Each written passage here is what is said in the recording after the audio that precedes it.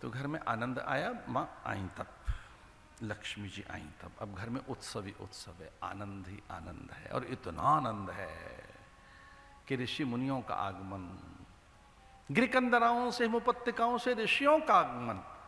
ऋषियों को लगा कि हमें तो कोई पहचान लेगा, तो गोप ग्वाल बाल बन जाते हैं। महत सिद्धियों को, सुरबाला अप्सराओं को, और जब महत कन्याओं को, यज्ञ पत्नियों को पता लगा कि कृष्ण वहां पहुंच गए, तो अब हम क्या करें? महापुरुषों ने वेश बदल लिया, गोपांगनाएं बन गए।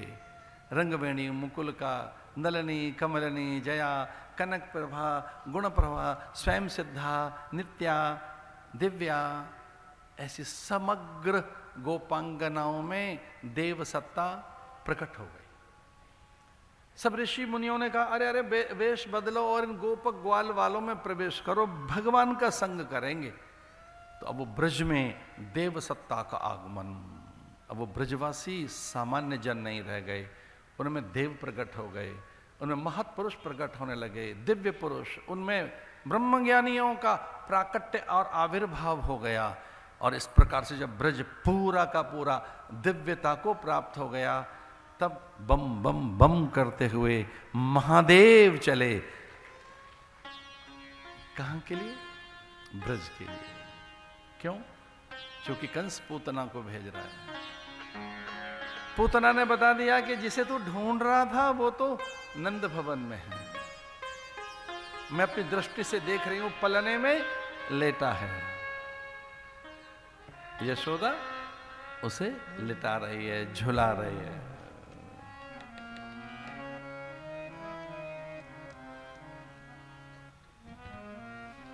यशोदा यशोदा हरि पालने झुलावे, यशोदा हरि पालने झुलावे, हरि पालने झुलावे, यशोदा हरि पालने झुलावे, हरि पालने झुलावे, यशोदा हरि पालने झुलावे, हरि पालने झुलावे, हलरावे दुलराए मनावे, जोई सोई कछु गावे, मति जान मोन है रही, करी करी सैन बतावे, यशोदा हरि पालने झुलावे, हरि पालने झुलावे।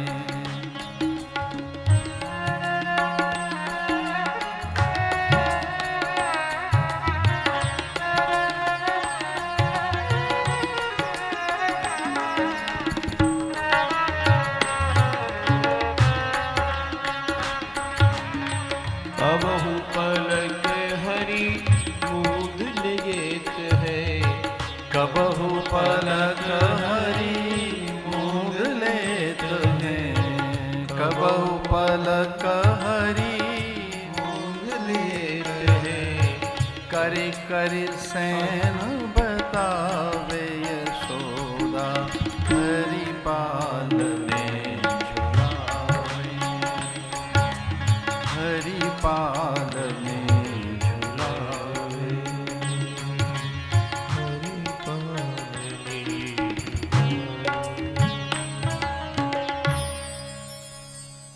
सूरदास लिखते हैं कि हरि पालने में झूल रहे हैं। कबहु पलक हरि मूंद लेत हैं, कबहु अधर फरकावे, सोवत जान मौन भय वे रही, करि करि सैन बतावे, यशोदा। कितना सुंदर बिंब है कि अब लाला सो गया, अब निकलो यहां से, या कि मौन हो जाओ, या समाधिस्थ हो जाओ, अथवा ध्यान में चली जाओ, या कि तनिक सी चुप हो जाओ। भीड़ लगी है घर में, गोपांगनाओं की, गोप ग्वाल बालों की। कोई उन्हें स्नान कराना चाहता है। कोई गोपांगना कहती है कि मैं जल गर्म कर देती हूँ, एक कहती है मैं स्नान करा दूंगी, दूसरी कहती है कि मैं चंदन लगाऊंगी, तीसरी कहती है हम सुंदर अगरखा पीतांबरकारी कमरिया पहना देंगे, चौथी कहती है काजल हम लगा देंगे, पांचवी कहती है डिठौना नजर न लगे तेरे काना को काला टीका हम लगा देंगे,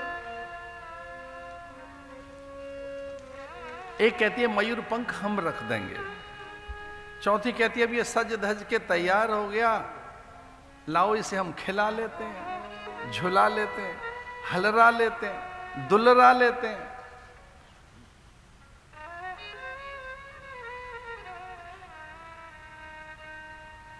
नींद है कान्हा को ये जानकर वो उन्हें सुलाना चाहती है।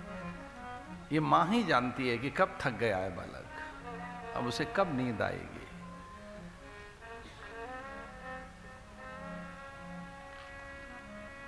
अभी वो लेटे ही हैं कि महादेव का आगमन, और उनका व्रत है कि जीवन में कोई विष हम देवताओं तक नहीं पहुंचने देंगे। पूतना विष लेकर आई है, पूतनाइति पूतना। अगर इसको संस्कृत भाषा में समझे, नयति नयति पूत नयति, नहीं है जो पवित्र, जिसकी दृष्टि स्वभाव वही है पूतना, जो नहीं है पवित्र।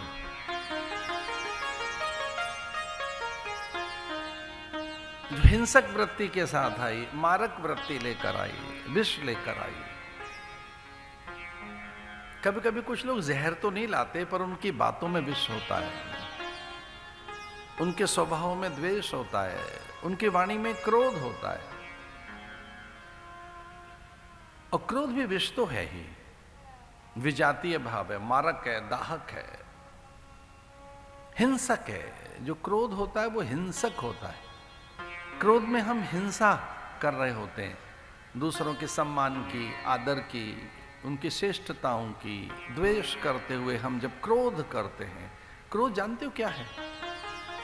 कामनाओं की पूर्ति का जब अभाव है, जब हम कामना की पूर्ति नहीं देखते, विषयों की पूर्ति नहीं होती, जब विषय पूर्ति नहीं है, भोग पूर्ति नहीं है, जो मनवांछित था, मन कल्पित है, जो मनोरथ है, जो पूरा नहीं होता।